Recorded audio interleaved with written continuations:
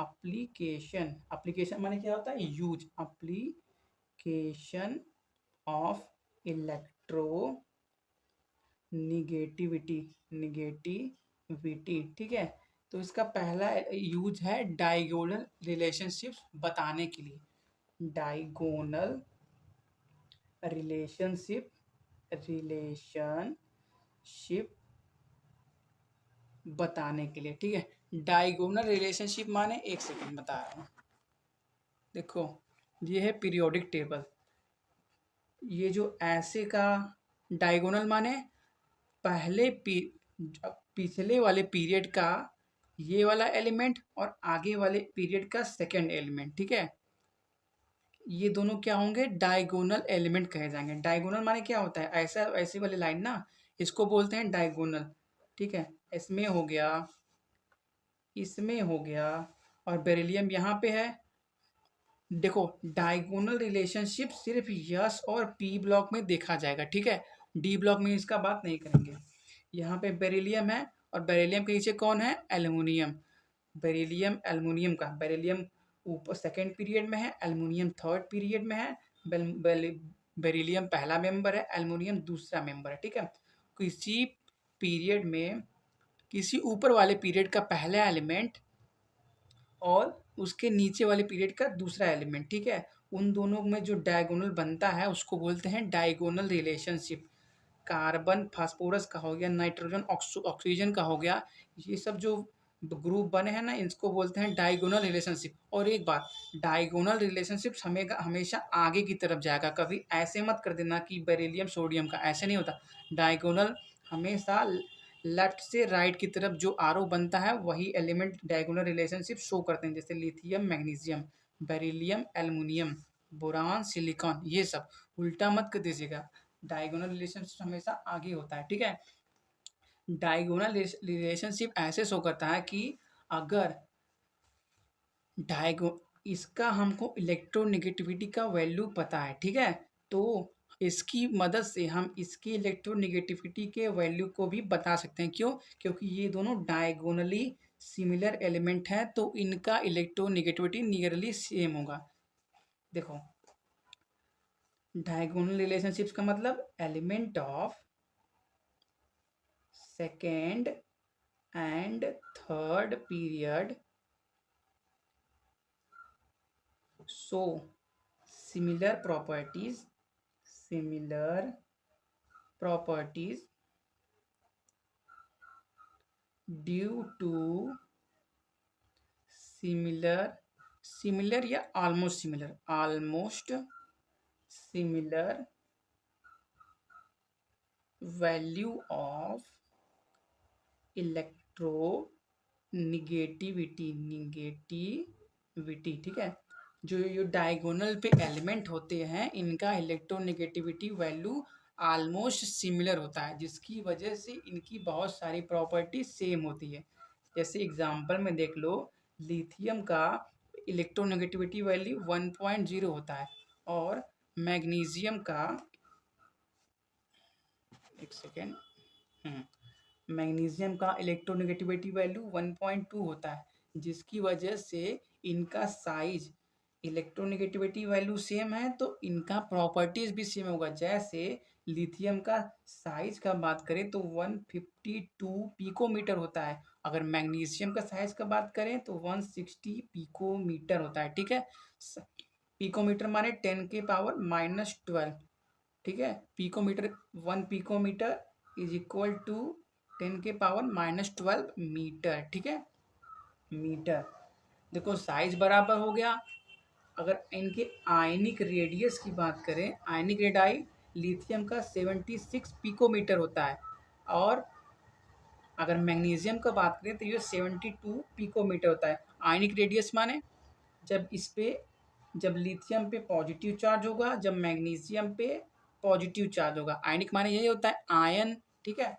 Ionic radius जो हो गया आयनिक रेडियस के बाद, और बोथ जो लिथियम और मैग्नीशियम है दोनों बहुत हार्ड होते हैं, ठीक है, और अपने बाकी के एलिमेंट से हल्के होते हैं, ठीक है।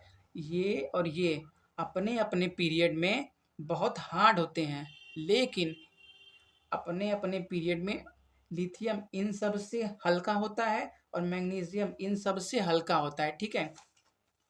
Due to similar electronegativity both are harder, दोनों हार्ड होते हैं, and lighter lighter than their respective respective group elements, अपने अपने ग्रुप के एलिमेंट्स के मुकाबले ये दोनों हल्के होते हैं और हार्ड होते हैं, ठीक है। इसको बोलते हैं डायगोनल रिलेशनशिप।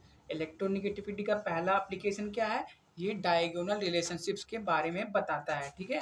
अब बात करेंगे इसके दूसरे एप्लीकेशन के बारे में, ठीक है। तो इसका दूसरा एप्लीकेशन है नेचर ऑफ बॉन्ड। ये बॉन्ड के नेचर को भी बताता है कि बॉन्ड स्ट्रॉन्ग होगा कि वीक होगा, आयनिक होगा या कोवेलेंट होगा। नेचर ऑफ बॉन्ड, ठीक है। देखो, अगर इलेक्ट्रोनिगेटिविटी डिफरेंस दो एलिमेंट्स का, अगर इलेक्ट्रोनिगेटिविटी डिफरेंस अगर बड़ा आ रहा है, ठीक है, अगर लार्ज आए, अगर दो एलिमेंट, अगर देखो बॉन्ड कैसे बनता है, बॉन्ड बनता है एक्स वाई, कोई दो एलिमेंट है, दो एलिमेंट से बॉन्ड दो आटम चाहिए, दो एलिमेंट चाहिए, दो एलिमेंट के आटम होते हैं, ठीक है ना। दो एलिमेंट मिलते हैं तभी ना बॉन्ड बनता है, ठीक है। एलिमेंट माने एलिमेंट के अंदर आटम होता है ना, इतना तो समझदार हो ना कि समझ जाओ कि एलिमेंट के अंदर आटम होता है। तो जब दो आटम मिलते हैं तो बॉन्ड बनता है, बॉन्ड और आटम किस में होते हैं, एलिमेंट में। तो जब दो एलिमेंट, कोई भी दो एलिमेंट मिलते हैं तो बॉन्ड बनता है। और जब उन दोनों एलिमेंट का अगर इलेक्ट्रोनेगेटिविटी वैल्यू, ठीक है, मान लो अगर इसका और इसका कंपेयर करें या इसका कंपेयर करें, अगर इन दोनों के बीच का इलेक्ट्रोनेगेटिविटी वैल्यू डिफरेंस, डिफरेंस माने माइनस करना, अगर एक में से किसी दूसरे का माइनस किया जाए, अगर वो बड़ा है, वैल्यू बड़ा है, तो वो बॉन्ड जो बना होगा, तो बॉन्ड कौन सा होगा, बॉन्ड आयनिक होगा। आयनिक माने शेयरिंग से जो बॉन्ड बना होगा, उस बॉन्ड में इलेक्ट्रोनेगेटिविटी का डिफरेंस हाई होता है, ठीक है। एग्जाम्पल के लिए देख लीजिए, एग्जाम्पल सोडियम का इलेक्ट्रोनेगेटिविटी वैल्यू होता है 0.9 और क्लोरीन का 3.0। देखो, डिफरेंस, डिफरेंस माने हमेशा पॉजिटिव वैल्यू आना चाहिए, ठीक है। तो या चाहे तुम 0.9 माइनस 3.0 करो या फिर 3.0 माइनस 0.9 करो। अगर आपको सिंपली करना है तो अब मॉड लगा दो, नहीं, इसको सॉल्व करने के बाद 0.9 माइनस 3.0, इसको सॉल्व करने के बाद जो भी वैल्यू आएगा उसको मॉड में ले लो। मॉड का प्रॉपर्टी क्या है, वो कोई भी क्वांटिटी होगा उसको पॉजिटिव बना के निकालता है, ठीक है। हमेशा डिफरेंस क्या बोलते हैं, पॉजिटिव ही लेना, ठीक है। इसका अगर हम डिफरेंस लें तो कितना आएगा, 2.1। मॉडुलस का अगर डिफरेंस, इसका अगर डिफरेंस लें तो कितना आएगा, 2.1। 2.1 बड़ा डिफरेंस है, ठीक है। इसलिए सोडियम और क्लोरीन के बीच कैसा बॉन्ड बनता है, आयनिक बॉन्ड बनता है, और रियल में बनता भी है। सोडियम और chlorine Na plus Cl minus, इसमें 11 इलेक्ट्रॉन होते हैं, इसमें 17 होते हैं, तो ये एक इलेक्ट्रॉन छोड़ के पॉजिटिव बन जाता है, और इसमें 17 थे, एक इलेक्ट्रॉन लेके निगेटिव बन जाता है, NaCl का कंपाउंड बन जाता है, ठीक है। ये हो गया दूसरा इसका एप्लीकेशन की नेचर ऑफ बॉन्ड के बारे में बताता है, ठीक है। और अगर एक और एग्जांपल लो, अगर इलेक्ट्रोनिगेटिविटी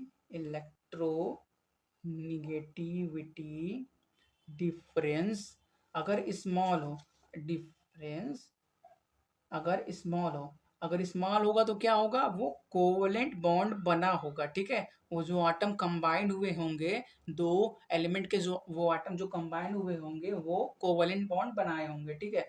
एग्जांपल में देख लो, अगर नाइट्रोजन ऑक्सीजन बॉन्ड बना रहे हैं तो कौन सा बॉन्ड बनाएंगे, कोवलेंट बॉन्ड। क्यों बनाएंगे, क्योंकि नाइट्रोजन का इलेक्ट्रोनेगेटिविटी कितना होता है, 3.0, और ऑक्सीजन का कितना होता है, 3.5। इनका डिफरेंस लोगे तो कितना आएगा, 0.5। कितना कौन क्या है, स्मॉल है, स्मॉल वैल्यू है, इसलिए नाइट्रोजन ऑक्सीजन के बीच क्या होता है, बॉन्ड, कोवलेंट बॉन्ड बनता है, ठीक है। और रियल में बनता भी है, आपको भी मालूम है, नाइट्रोजन ऑक्सीजन कोवलेंट बॉन्ड बनाते हैं, ठीक है। और स्टार पॉइंट लिख लीजिए, अगर electronegativity difference between two atoms, अगर दो आटम्स, आटम किसके होंगे, एलिमेंट के, किसके होंगे, एलिमेंट, आटम किसका होता है, एलिमेंट के अंदर ही एटम होता है ना। Electronegativity difference of two atom या टू एलिमेंट अगर 1.7 के बराबर होगा तो जो बॉन्ड बना होगा वो बॉन्ड 50% आयनिक करेक्टर रखता होगा, 50% आयनिक करेक्टर रखता होगा, ठीक है। और अगर इलेक्ट्रोनिगेटिविटी डिफरेंस, अगर दो एलिमेंट के बीच का इलेक्ट्रोनिगेटिविटी डिफरेंस ये 1.7 से भी बड़ा आ जाए, इलेक्ट्रोनेगेटिव डिफरेंस क्या हो जाए, 1.7 से भी बड़ा आ जाए, तो क्या होगा, वो और ज्यादा आयनिक कैरेक्टर रखेगा, मोर आयनिक कैरेक्टर, ठीक है। ये इंपॉर्टेंट पॉइंट है, आपको मल्टीपल चॉइस क्वेश्चन में दे सकता है कि दो एलिमेंट है, उनका इलेक्ट्रोनिगेटिविटी वैल्यू 1.7 है, तो कम जो बॉन्ड बना होगा वो कितना परसेंट आयनिक, कितना परसेंट कोवैलेंट होगा, ठीक है।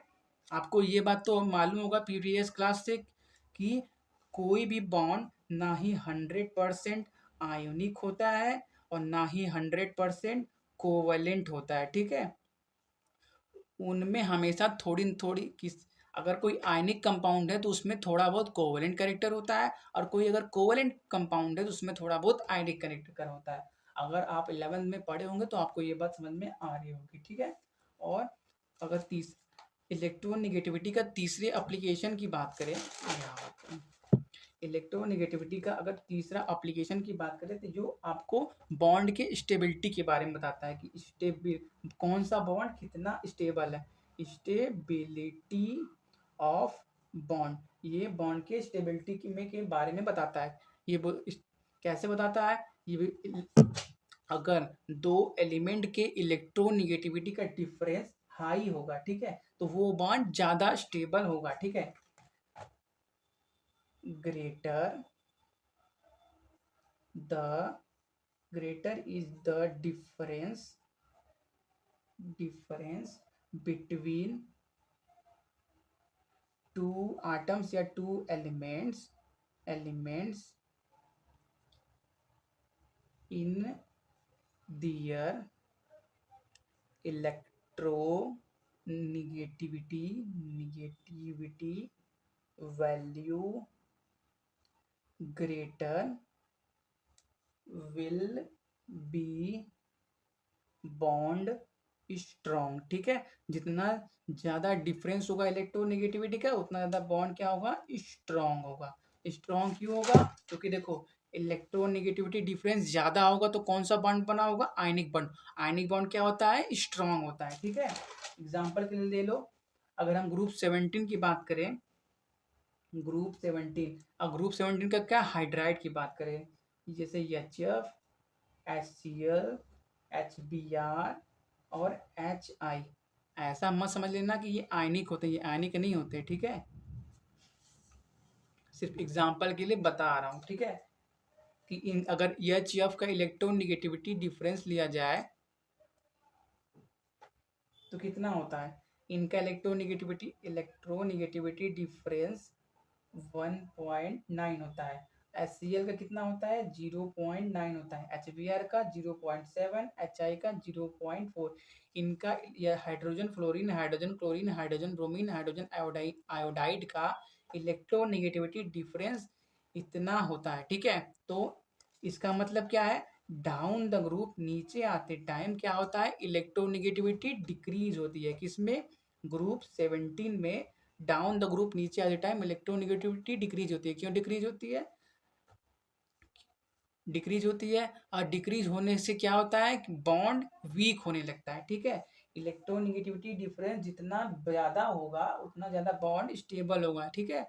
हाइड्रोजन फ्लोरीन का बॉन्ड तोड़ने में ज्यादा एनर्जी लगेगा क्योंकि इसके बीच का इलेक्ट्रोनिगेटिविटी डिफरेंस 1.9 है, और इसके कंपैरिजन में हाइड्रोजन आयोडाइड का बॉन्ड तोड़ने में कम एनर्जी लगेगा क्योंकि इसके बीच का इलेक्ट्रोनिगेटिविटी डिफरेंस सिर्फ 0.4 है, ठीक है। ये सब बात हो गई इलेक्ट्रोनिगेटिविटी के बारे में, उसके एप्लीकेशन और उसके डिपेंडेंस के बारे में कि किस इलेक्ट्रोनिगेटिविटी किस किन चीज़ों पे डिपेंड करता है, और स्केल्स के बारे में पॉलिंग का स्केल, मुल्कन का स्केल। आशा करता हूँ आपको वीडियो समझ में आया होगा। अगर कोई डाउट है तो कमेंट में पूछिए, आप हमसे इंस्टा पे भी कांटेक्ट कर सकते हैं। तब तक के लिए ऑल द वेरी बेस्ट, पढ़ते रहिए, खुश रहिए। All the very best, bye.